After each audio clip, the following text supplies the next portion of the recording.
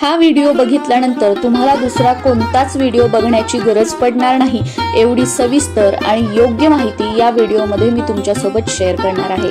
नमस्कार सर्वांना, मी प्रांजली। या व्हिडिओमध्ये मी तुमच्यासोबत रक्षाबंधनाच्या दिवशी भावाचे औक्षण कसे करायचे, भावाला औक्षण करण्याचा शुभ मुहूर्त, भद्रा काळ कोणता आहे, राहू काळ कधी आहे, या दोन वेळा सोडून आपल्याला कधी भावाला औक्षण करायचं आहे, भावाला औक्षण करण्यासाठी दिशा कोणती असावी, भावाचं तोंड कोणत्या दिशेला असावं, बहिणीचं तोंड कोणत्या दिशेला असावं, भावाचं औक्षण करण्यासाठी जे आपण औक्षणाचं ताट तयार करतो तर ते कसं तयार करावं, त्या ताटामध्ये कोणत्या वस्तू असाव्यात, प्रत्येक वस्तूचं महत्त्व आणि सर्वात महत्त्वाचं औक्षण करताना बरेच जण जिथे 99% चुकतात ते म्हणजे सुपारी आणि अंगठीने ओवाळताना। बऱ्याच जणांना हे माहित नाही की सुपारी आणि अंगठी भावाच्या चेहऱ्यासमोरून किंवा डोक्यावरून किती वेळा ओवाळायची असते, किती वेळा सुलट्या साईडने म्हणजे क्लॉकवाईज आणि किती वेळा उलट्या साईडने म्हणजे अँटी क्लॉकवाईज ती ओवाळायची असते हे माहित नसतं। त्याच्यामुळे चुकीच्या पद्धतीने आपण ओवाळतो आणि भावाला राखी बांधतो।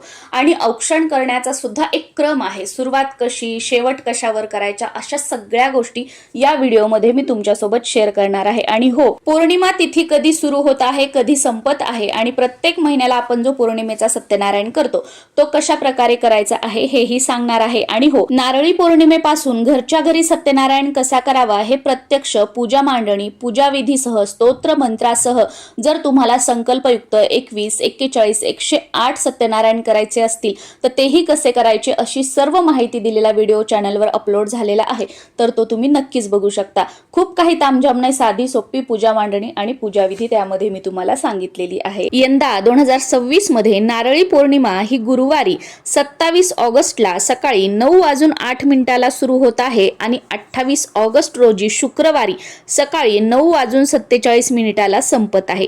सर्वप्रथम आपण दर महिन्याला आपण जो पौर्णिमेचा सत्यनारायण करतो त्याबद्दल माहिती घेऊया।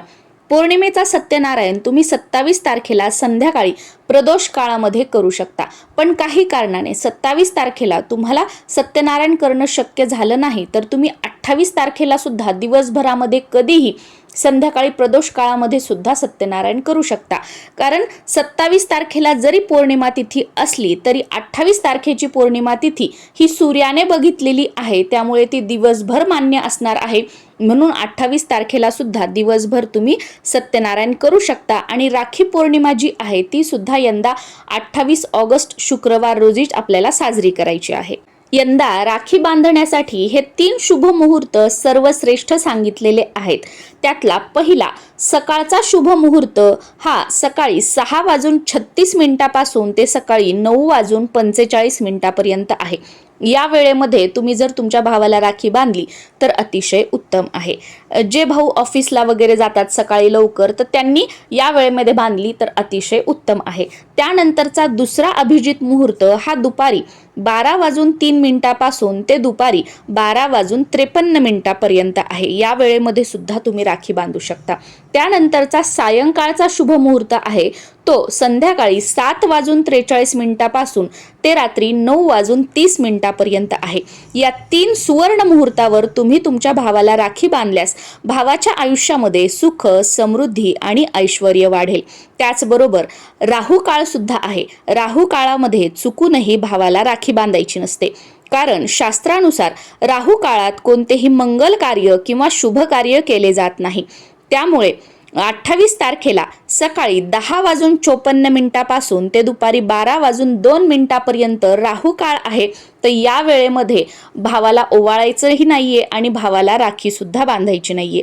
आणि बघा, जवळजवळ 2-3 वर्षापासून रक्षाबंधन म्हटलं की भद्रा काळाचं आपल्याला खूप टेन्शन असायचं। हा भद्रा काळ बराच वेळ असायचा आणि ती वेळ सोडूनच मग आपल्याला भावाला राखी बांधावी लागायची।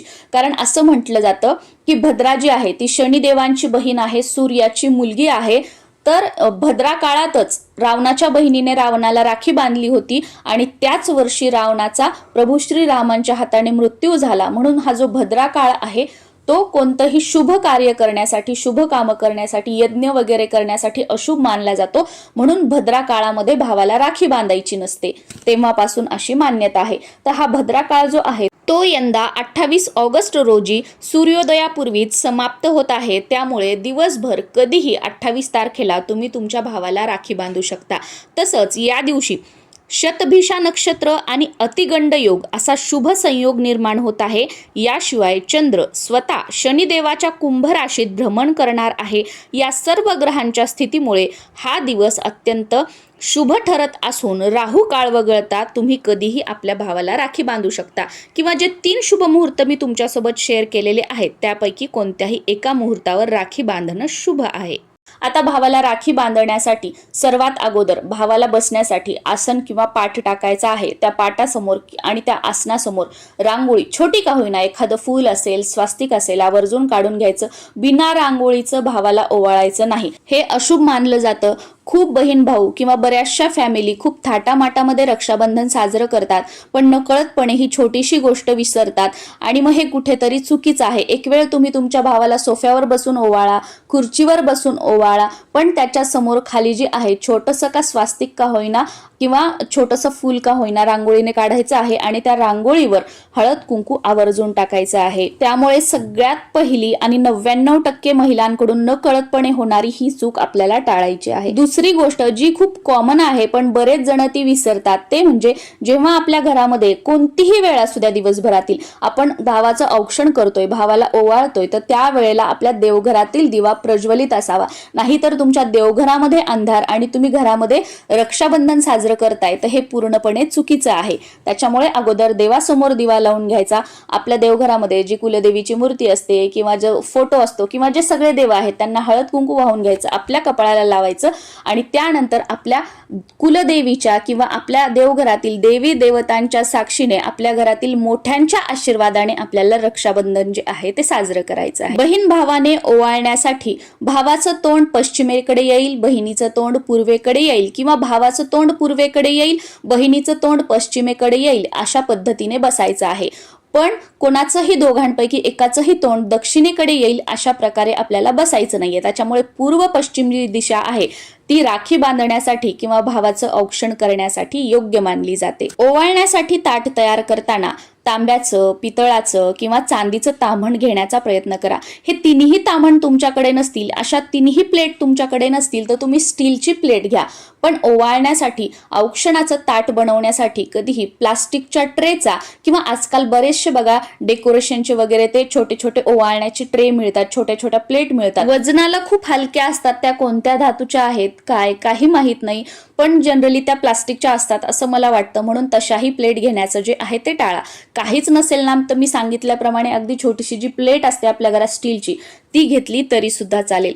त्यामध्ये कुंकू, अक्षदा, सुपारी, कीड न लागलेली चांगली सुपारी घ्यायची आहे, अंगठी घ्यायची आहे. अंगठी नसेल तर सोन्याचा कोणताही दागिना चालेल, पण मंगळसूत्र गळ्यातलं काढून घेऊ नका. कारण मी बऱ्याच जणांकडे बघितलं आहे की गळ्यातलं मंगळसूत्र काढतात आणि ते ठेवतात, त्याच्यामध्ये काळे मणी असतात. एक वेळा तुमच्याकडे अंगठी नसेल, सोन्याची तार असेल किंवा कानातलं असेल, काहीही दुसरा सोन्याचा दागिना असेल तो घ्या, पण मंगळसूत्र जे आहे ते ओवाळण्यासाठी घेऊ नका. याच बरोबर कापूस लागणार आहे आणि साखर घ्यायची आहे, किंवा साखरेऐवजी तुम्ही जी काही मिठाई तुमच्याकडे असेल, पेढा वगैरे खाऊ घालण्यासाठी, तोंड गोड करण्यासाठी ते घ्यायचं आहे. त्याचबरोबर निरांजन घ्यायचं आहे. बरेच जण काय करतात, मी असं बघितलं सुद्धा आहे की देवासमोरचा जो दिवा लावलेला असतो तेलाचा, तेच औक्षणाच्या ताटामध्ये ठेवतात. तर हे पूर्णपणे चुकीचं आहे, ते नाही ठेवायचं. दुसरी एक निरांजन घ्यायची, कोणत्याही धातूची घ्या. तुमच्याकडे स्टीलची असेल, चांदीची असेल, पितळेची असेल, तांब्याची असेल, कोणत्याही धातूची निरांजन असेल, निरांजन घ्या. त्यामध्ये जे कोणतं तेल आपण देवासाठी वापरतो ते तेल टाका. 2 उभ्या वाती घ्या, त्या एकत्र आपल्या हाताने चोळा, एकमेकांमध्ये त्या वाती गुंतवा. 2 उभ्या वातींची एक वात तयार करा आणि ही वात त्या निरांजनामध्ये आपल्याला ठेवायची आहे. या प्रकारे औक्षणाचं ताट जे आहे ते तयार करायचं आहे. भावाला आपण आसनावर बसवलेलं आहे, समोर रांगोळी सुद्धा काढलेली आहे, भावाच्या डोक्यावर टोपी घालायला दिलेली आहे किंवा रुमाल टाकलेला आहे. आता त्यानंतर सर्वात अगोदर भावाला दोन्ही भोवयांच्या मध्यभागून खालून वर या पद्धतीने कुंकू लावायचं आहे. आता बरेच जण काय करतात की कुंकू ओलं करून घेतात.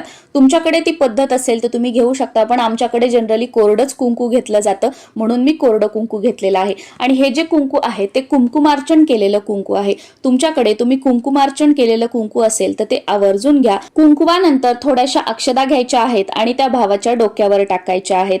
आता अक्षदा खूप साऱ्या भावाच्या केसांमध्ये त्या जमा होतील एवढा नाही, अगदी 4-5 दाणे जे असतात अक्षदांचे ते आपल्याला भावाच्या डोक्यावर टाकायचे आहेत. आणि त्यानंतर सुपारी व अंगठी घ्यायची आहे. बरेच जण सुपारी व अंगठी एकत्र आपल्या उजव्या हातामध्ये घेतात आणि त्यानंतर त्या दोन्हींनी एकदाच ओवाळतात, पण बरेच जण सुपारी आणि अंगठी वेगवेगळी घेतात आणि वेगवेगळं त्याने ओवाळतात. ह्या दोन्ही पद्धती योग्य आहेत. या दोन्ही पद्धतीनुसार तुम्ही सुपारी आणि अंगठीने भावाला ओवाळू शकता. तर समजा तुम्ही सुपारी आणि अंगठी एकत्र हातामध्ये घेतली आहे तर अशा वेळेला त्या दोन्ही उजव्या हातात धरल्यानंतर आपल्या भावाच्या चेहऱ्याला, पूर्ण असं डोक्याला नाही, आपल्या भावाच्या चेहऱ्याभोवती पहिल्यांदा सुरुवातीला फर्स्ट टाइम क्लॉकवाईज ती सुपारी फिरवायची, ताम्हणाला लावायची. त्यानंतर दुसऱ्या वेळेला सेकंड टाइम ती सुपारी आपण ताम्हणाला लावलेली अँटी क्लॉकवाईज म्हणजे उलट्या साईडने फिरवायची आणि ताम्हणाला लावायची. त्यानंतर परत तिसऱ्या वेळेला क्लॉकवाईज म्हणजे सरळ रेषेने आपल्या भावाच्या चेहऱ्याभोवती फिरवायची आणि ताम्हणामध्ये ठेवायची आहे. म्हणजे सुपारी आणि अंगठी भावाच्या चेहऱ्याभोवती गोल 3 वेळा फिरवायची आहे. पहिल्या वेळेस क्लॉकवाईज, दुसऱ्या वेळेस अँटी क्लॉकवाईज आणि तिसऱ्या वेळेस क्लॉकवाईज. बरेच जण म्हणतात की क्लॉकवाईज आणि अँटी क्लॉकवाईज समजत नाही, तर मराठीमध्ये सांगते. पहिल्या वेळेस जसं घड्याळ फिरतं सरळ तसं सरळ सुपारी किंवा अंगठी जी आहे ती भावाच्या डोक्याभोवती फिरवायची. दुसऱ्या वेळेस उलट्या दिशेने, घड्याळाच्या उलट्या दिशेने आणि परत तिसऱ्या वेळेस घड्याळाच्या सरळ दिशेने, अशी 3 वेळा अंगठी आणि सुपारी जी आहे ती भावाभोवती त्याच्या चेहऱ्याभोवती ओवाळून घ्यायची आहे आणि त्यानंतर ती ताम्हणामध्ये ठेवायची आहे. त्यानंतर कापूस जो आहे तो भावाच्या डोक्यावर ठेवायचा आहे. त्यानंतर भावाला राखी बांधून घ्यायची आहे. त्यानंतर जे काही गोड असेल आपल्या ताम्हणामध्ये तर ते भावाला थोडंसं खाऊ घालायचं आणि त्यानंतर 5 वेळेला भावाच्या चेहऱ्याभोवती ओवाळायचं आहे. बरेच जण काय करतात की चेहरा एकीकडेच राहतो आणि खूप गोल खालून वरून ओवाळतात, तर असं ओवाळायचं नाहीये. त्या दिव्याची ज्योत जी आहे ती आपल्या भावाच्या चेहऱ्यावरून फिरावी, त्या भावाच्या चेहऱ्यावर त्या ज्योतीचा जो प्रकाश आहे तो पडावा, अशा पद्धतीने ओवाळायचं आहे. आता या ताम्हणामध्ये आपण ज्याही काही वस्तू घेतलेल्या आहेत जसं की कापूस, तर कापसासारखे पांढरे केस होईपर्यंत आपल्या भावाला दीर्घायुष्य लाभावं हा त्यामागचा भाव आहे. त्यानंतर कुंकू, कुंकू हा सौभाग्यतेचं प्रतीक मानलं जातं. त्यानंतर अखंड तांदूळ म्हणजे अक्षदा, अक्षताप्रमाणे औक्षवंत तू हो, तेवढं आयुष्य तुला लाभू दे, तुझ्या आयुष्यामध्ये अक्षतांसारखं अखंड यश तुला मिळू दे, हा त्यामागचा भाव आहे. त्यानंतर सुपारी, सुपारी सारखं टणक तुझं आरोग्य कायम राहू दे, म्हणजे तुला उत्तम आरोग्याची प्राप्ती होऊ दे, हा त्याच्या मागचा भाव आहे. त्यानंतर येते ती म्हणजे अंगठी किंवा सोन्याचा जो काही तुम्ही कोणता दागिना घेतलेला असेल तर तो, तर सोन्यासारखं निष्कलंक तुझं आयुष्य लागू दे, सोन्यासारखी झळाळी कायम तुझ्या आयुष्यामध्ये असू दे. 2 उभ्या वाती एकत्र जोडून म्हणजे शिव आणि शक्ती स्वरूप त्यांच्या आशीर्वादाने तुझ्या आयुष्यामध्ये सगळं काही चांगलं होईल. आणि दिव्यामध्ये तेल घ्यायचं आहे, कारण मनुष्याला कधीही तुपाने ओवाळू नये आणि देवाला कधीही तेलाने ओवाळू नये. त्याच्यामुळे तेल जे आहे ते आपल्याला ओवाळण्यासाठी निरांजनामध्ये घ्यायचं आहे. आय होप औक्षणाच्या ताटाबद्दल, औक्षण कधी करायचं, कसं करायचं, राहू काळ, भद्रा काळ, पौर्णिमा तिथी कधी लागत आहे, कधी संपत आहे, पौर्णिमेचा सत्यनारायण कधी करायचा आहे, अशी सगळी माहिती या व्हिडिओमध्ये मी तुमच्यासोबत शेअर केलेली आहे. तरी अजून काही प्रश्न असतील तर नक्कीच तुम्ही खाली कॉमेंट सेक्शन मध्ये विचारू शकता.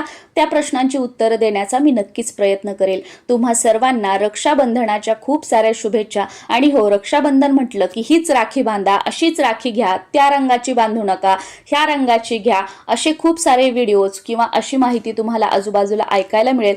अशा कोणत्याही गोष्टीची भीती मनामध्ये बाळगू नका. अगदी तुमच्या घरातील पांढरा धागा तुम्ही हळदीत मिसळून तो धागा जरी हातावर बांधला ना, शेवटी काय आहे, भाव महत्वाचा आहे, तो धागा महत्वाचा नाहीये. त्याच्यामुळे जी राखी तुम्हाला अट्रॅक्ट करते ती राखी तुम्ही घ्या आणि आपल्या भावाच्या हातावर बांधून रक्षाबंधन सुखा, समाधानाने आणि आनंदाने साजरी करा.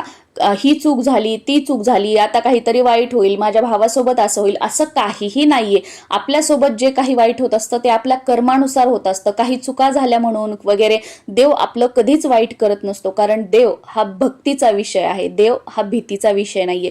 ही एक गोष्ट कायम लक्षात ठेवा. प्रत्येक जण वेगवेगळ्या गोष्टी तुम्हाला सांगेल, वेगवेगळ्या ठिकाणी वेगवेगळ्या गोष्टी तुम्हाला ऐकायला मिळतील, पण कोणत्या गोष्टी आपण आत्मसात करायच्या आणि कोणत्या गोष्टी सोडून द्यायच्या हे आपल्या हातात आहे. त्यामुळे पूजा, पाठ, पारायण ह्या गोष्टींना न घाबरण्यापेक्षा मग असं केलं तर असं होईल, तसं केलं तर तसं होईल, ह्या सगळ्या गोष्टी मनातून काढून ठेवायच्या आणि एकच गोष्ट लक्षात ठेवायची की देव हा भक्तीचा विषय आहे, देव हा भीतीचा विषय नाही आणि देव कधीच कोणाचं वाईट करत नाही. आपण फक्त आपले कर्म चांगले ठेवायचे. आपण जर आपले कर्म खराब केले तर आपल्या पुढे आयुष्यामध्ये, भविष्य काळामध्ये ते भोग म्हणून आपल्या समोर येणार आहेत आणि ते भोग आपल्याला भोगावेच लागतील. मग देव सुद्धा त्याच्या आडवं येऊ शकणार नाही. नमस्कार.